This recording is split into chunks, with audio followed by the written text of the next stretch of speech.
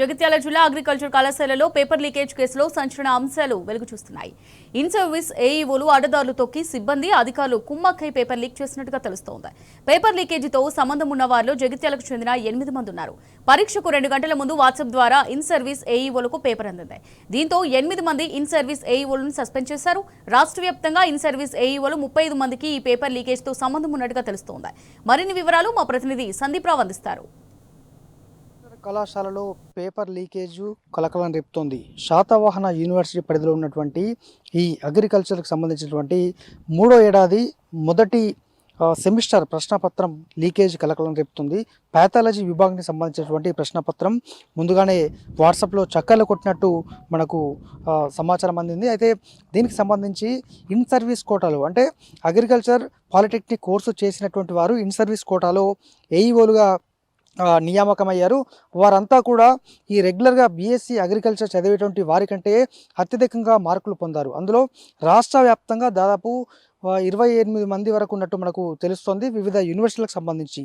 అందులో జగిత్యాలలోని ప్రొఫెసర్ జయశంకర్ తెలంగాణ వ్యవసాయ విశ్వవిద్యాలయం ప్రాంతీయ పరిశోధన స్థానము ఇదొకటి ఉంది. అయితే ఇందులో ప్రధానంగా ఈ జగిత్యాల జిల్లా నుంచే 6 విద్యార్థులు ఉన్నట్టు కూడా మనకు తెలిసింది. అంటే 8 మంది విద్యార్థులు పొలాసకు సంబంధించినటువంటి ఇన్ సర్వీస్ కోటాలో ఉద్యోగాలు పొంది ఏఈఓలుగా వివిధ ప్రాంతాల్లో పనిచేసినటువంటి వారిలో 8 మంది ఇక్కడ నుంచే ఉన్నారు. వారిని కూడా ప్రస్తుతము సస్పెండ్ చేసి వారిని ప్రభుత్వానికి అయితే సరెండర్ చేశారు. ఎందుకంటే ఈ పాలిటెక్నిక్ కోర్సు చేసినటువంటి వారు ఏఈఓలుగా మాత్రమే విధులు నిర్వహిస్తారు. అయితే దీనికి తోడు బీఎస్సీ అగ్రికల్చర్ చేస్తే వాళ్ళు మండలాల వారీగా అలాగే మండల వ్యవసాయ శాఖ అధికారులుగా అలాగే ఇటు జిల్లా వ్యవసాయ అధికారులుగా కూడా నియామకమవుతారు. అయితే రెగ్యులర్గా చదివేటువంటి విద్యార్థులం తామకే రానటువంటి మార్కులు ఇన్ సర్వీస్ కోటాలో వచ్చినటువంటి పాలిటెక్నిక్ కోర్సు వాళ్ళకి ఎలా వస్తాయనేటువంటి అనుమానం వాళ్ళకు రేకెత్తింది గత కొన్ని సెమిస్టర్ల వారీగా.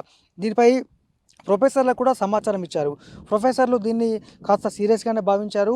అసలు ఏం జరిగింది, ఇలా మార్కులు ఏ విధంగా వస్తున్నాయి, కేవలము ఇన్ సర్వీస్ కోటాలో చదువుతున్నటువంటి వారికే ఇంత 90% మార్కులు ఏ విధంగా వస్తున్నాయి, తాము 24 గంటల పాటు కష్టపడి బీఎస్సీ అగ్రికల్చర్ కోర్సు చేస్తూనే తామంతా కూడా కష్టపడుతున్నప్పటికీ తమకు 60% నుంచి మార్కులు రావట్లేదు, కానీ ఇన్ సర్వీస్ కోటా వారికి 90% మార్కులు కేవలం వీరికి ఎలా వస్తున్నాయి అనేటువంటి అనుమానం తలెత్తి ఇదంతా కూడా బయటపడింది. అయితే ఇటీవల గత 10 రోజుల క్రితం ఇక్కడికి శాతవాహన వీసీ జానయ్య గారు రావడం జరిగింది ఒక కార్యక్రమ నిమిత్తము.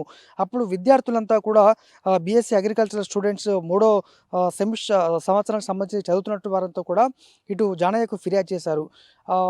తామంతా కూడా నిరంతరం కష్టపడుతున్నాము, పాథాలజీ అనేటువంటి పరీక్ష అత్యంత కఠినమైనది, పేపర్ కూడా అత్యంత కఠినంగా వచ్చింది, తమకు 60% మార్కులు కూడా దాటలేదు, కానీ ఈ ఇన్ సర్వీస్ కోటాలో ఉద్యోగాలు పొందినటువంటి ఏవుగలో పనిచేస్తున్న వారికి 90% మార్కులు వచ్చాయనేటువంటి విషయాన్ని అక్కడ దృష్టికి తీసుకెళ్లగా తీవ్రంగా పరిగణించినటువంటి జానయ్య గారు దీనిపైన 3 మెన్ కమిటీ ఏర్పాటు చేసి ఒక విచారణకు ఆదేశించారు.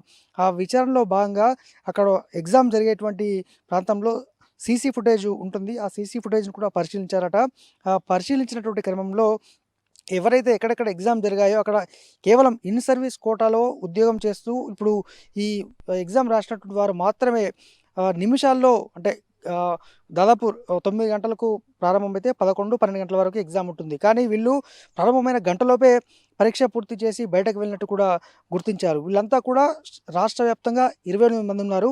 అందులో జగిత్యాల జిల్లా నుంచి ఈ పులాస క్షేత్రంలో ఈ పులాస యూనివర్సిటీలో చదువుతున్నటువంటి వారు 8 మంది ఉన్నారు. మరి అశ్వారావుపేట ఇంకా మిగతా ప్రాంతాల్లో కూడా ఇన్ సర్వీస్ కోటాలో ఉద్యోగాలు పొందుతున్న వారు వాళ్ళు కూడా ఇదే సేమ్ సిచ్యువేషన్. అయితే ప్రశ్నపత్రానికి సంబంధించి సిబ్బంది ఎక్కడైతే కళాశాలల్లో పనిచేసినటువంటి కొద్దిమంది సిబ్బంది విద్యార్థులతో కుమ్మక్కై ఈ ప్రశ్నపత్రం లీక్ చేసినట్టయితే ప్రాథమికంగా నిర్ధారించి దీనిపైన ప్రస్తుతం ఇంటర్నల్గా ఎంక్వైరీ అయితే కొనసాగుతోంది. మొత్తము శాతవాహన యూనివర్సిటీ కేంద్రంగానే దీనిపైన విచారణ కొనసాగిస్తున్నారు. అయితే ఇక్కడ కూడా ఇద్దరు అంటే ఇందులో పనిచేస్తున్నటువంటి సిబ్బంది పాత్రపైన అనుమానాలు వ్యక్తం చేస్తూ వారిని సస్పెండ్ చేశారు. అసోసియేటివ్ డీన్గా కూడా మరొక వ్యక్తిని నియమించి ఇప్పుడు పనిచేసినటువంటి వ్యక్తిని అయితే విధుల నుంచి తాత్కాలికంగా తప్పించారు. ప్రస్తుతం విచారణ అయితే శరవేగంగా కొనసాగుతోంది. ఎందుకంటే నిత్యం కష్టపడి బీఎస్సీ అగ్రికల్చర్ చదువుతున్నటువంటి విద్యార్థులకే రాని మార్కులు ఇన్ సర్వీస్ కోటాలో చదువుతున్నటువంటి వారికి ఏ విధంగా వస్తాయనేటువంటి అనుమానం రేకెత్తడము ఇంత చర్చకు దారితీసింది, ఇంత దుమారం లేపింది. మొత్తంగా రాష్ట్ర వ్యాప్తంగా 28 మంది నుంచి పైగా ఉన్నట్టు మనకైతే ప్రాథమికంగా అర్థమవుతోంది. వాళ్ళంతా కూడా వివిధ మండలాల్లో అసిస్టెంట్ ఏఈఓలుగా అయితే విధులు నిర్వర్తిస్తున్నారు. వారందరినీ ప్రభుత్వానికి సస్పెండ్ చేస్తూనే ప్రభుత్వానికి సరెండర్ చేశారు. మొత్తానికైతే విచారణ కొనసాగుతోంది. ఇంకెంతమంది ఉన్నారు ఏంటి అనేది తెలవాల్సి ఉండగా అయితే ప్రశ్నాపత్రానికి సంబంధించి ముందు రోజు రాత్రే ఈ ప్రతి కళాశాలకైతే మెయిల్ వస్తుందట. ఆ మెయిల్ను ఉదయం 7 గంటలకు మళ్ళీ పాస్వర్డ్ ఇచ్చిన తర్వాత ఓపెన్ చేసి ఆ పాస్వర్డ్ తర్వాత ఎంతమంది ఎగ్జామ్స్ రాస్తున్నారో దానికి సంబంధించిన జిరాక్సులు తీస్తారు. ఆ జిరాక్సులు తీసినటువంటి క్రమంలోనే ఈ ప్రశ్నపత్రం ఫోటో తీసి వాట్సాప్ ద్వారా పంపినట్టు ప్రాథమికంగా నిర్ధారణకు వచ్చారు. ఈ ఎవరైతే కుమ్మక్కైనటువంటి 28 మంది ఇన్ సర్వీస్ కోటాలో ఉద్యోగం పొందుతున్న వారు ఉన్నారో వారికి చెప్పడము, వారికి అది వాట్సాప్ ద్వారా పంపడము, అప్పటికప్పుడు వారు చాకచక్యంగా వ్యవహరించి మరి అది దానికి సంబంధించి చదువుకోవడము